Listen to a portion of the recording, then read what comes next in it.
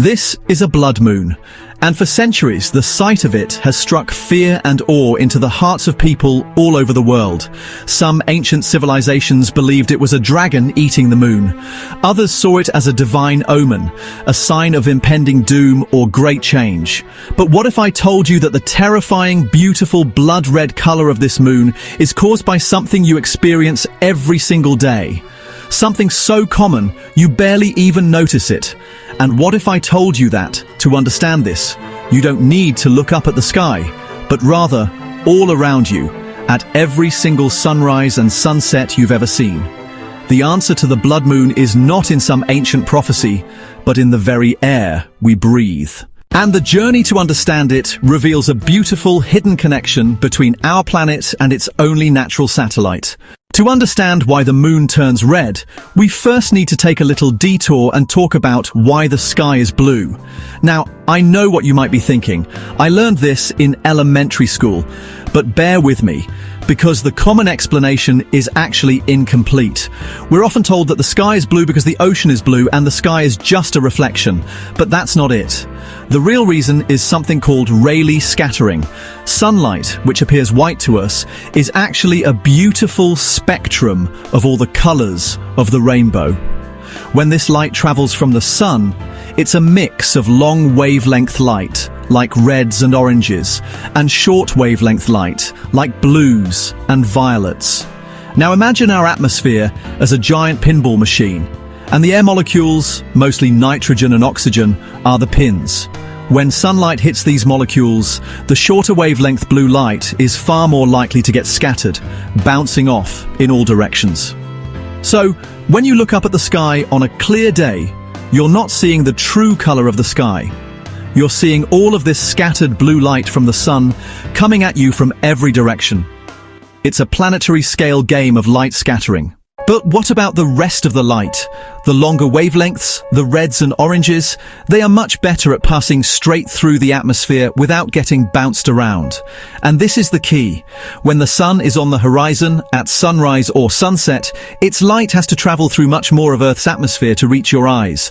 All that extra atmosphere means most of the blue light gets scattered away from our line of sight before it ever reaches us. What's left over? You guessed it. The beautiful reds, oranges and yellows that we love to see in a sunset. So, a sunset is essentially all the blue light that's been filtered out, leaving the red light to come straight to your eyes. Remember that. A sunset is the leftover red light. Okay, so we've got sunsets down. But what does this have to do with the moon turning blood red? Well, a blood moon can only happen during a total lunar eclipse. This is when the sun, earth and moon align perfectly, with the earth positioned directly in the middle. The moon passes into the earth's shadow. Now, you might think that when the moon is in earth's shadow, it should be completely dark, invisible. After all, the Earth is blocking all the direct sunlight. And for a while, astronomers thought the same thing. They were puzzled why the moon didn't just vanish during an eclipse. And this is where the magic happens. Because our planet is not just a solid rock blocking the sun. It has an atmosphere.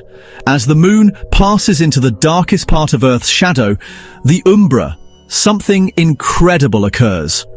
All around the edge of the Earth, from the perspective of the moon, a perpetual sunrise and sunset is happening. Think about it. At any given moment, somewhere on Earth, the sun is rising and somewhere else, it's setting.